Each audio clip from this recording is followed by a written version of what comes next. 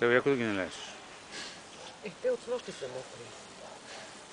Аз нощи съм ги поляла добре. Те понеже като глина и то стават стечени яко. Глини пак расте. Расте. Турим е хубава пръст, ще е още по-хубаво. На есен. Ма той сега има, като се сега да ходят. Абе няма нужда, сега ще няма да ги заривам.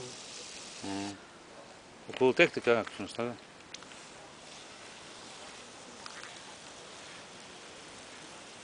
Добре им е така. Тук не е експлоатирано пръсто, така че е добре.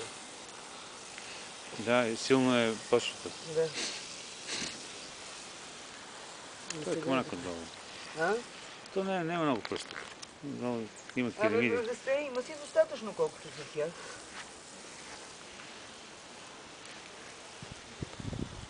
Добре.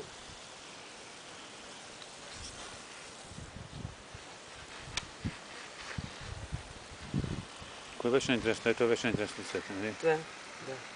Най-различни цветове има това. Това е важно да... Чакай, че това тук е прецъфтяло.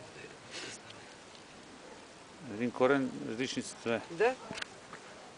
Ето едно червено-бяло, червено-бяло, дюш червено. Ето и тук е дюш червено, па червено-бяло. Виж? Виж колко пък има много. Много. Много ще цъфти. Виж колко големо стана. Тук ми закри мушкатото. Мушкатото, горкото е умрело. Умрело.